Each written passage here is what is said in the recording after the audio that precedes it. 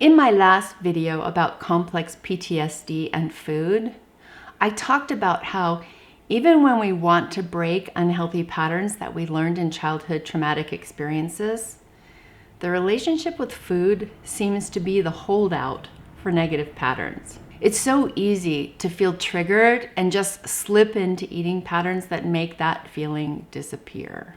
It's so effective because whether we're chewing or restricting or purging, these actions effectively stop uncomfortable feelings. Until we stop chewing or start eating or don't have anything else to purge, then the feelings come back and we start the cycle over again.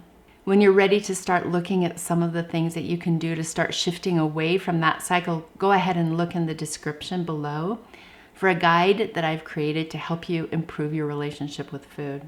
So I left off after I shared in my last video about how I personally discovered that when I sat at my computer, I found myself saying, "I can't do this. It's too hard for me." Believe it or not, that statement was the key to my breaking free from compulsively eating nuts when I felt upset. My cycle had been to try to do this too hard task, then get mad, then get uncomfortable with my anger, and go buy unsalted roasted nuts to swim in. But as soon as I realized that I was saying, "I can't do this, it's too hard for me," I had my aha moment. You see, that was the message that was told to me over and over again during childhood. You can't do that. It's too hard for you. It's a statement that I often refer to as a lie that feels like the truth because it's been reinforced in the body history so many times that has all of this emotional weight.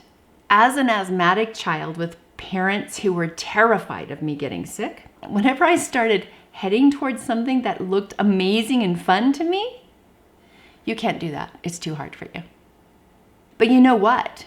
I started looking back at my life and I remembered I swam varsity for 4 years and went to the state championships in my senior year as an unmedicated asthmatic. That was hard, and I did it.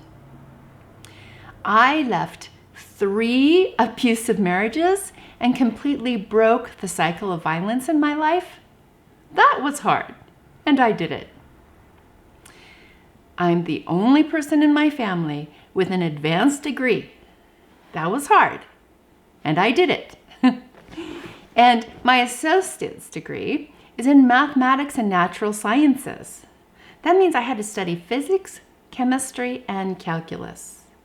I had to create hooks in my brain for things that didn't exist there. That was hard, and I did it. And while I was looking at that, I realized something else. Those hard things were fun for me, like puzzles that I had to figure out. And the figuring out is fun.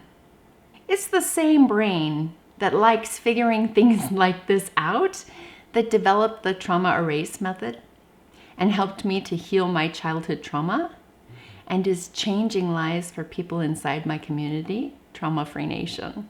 So when you're trying to figure out what's causing you to eat emotionally or to have other unhealthy patterns surrounding food, it's going to be important for you to figure out what you're saying to yourself and what the truth really is. To help you with that, I've got 2 gifts for you.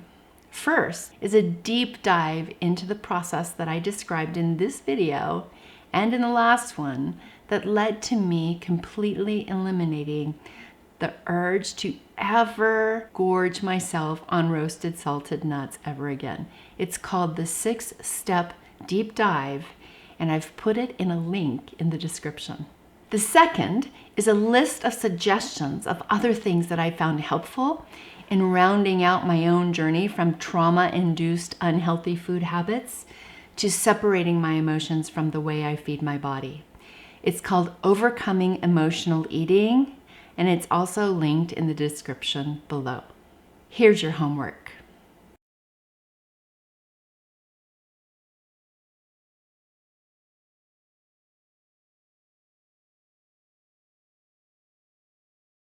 I'm Tamara Ridge, the therapist that's been there, helping you heal your relationship with food after childhood trauma.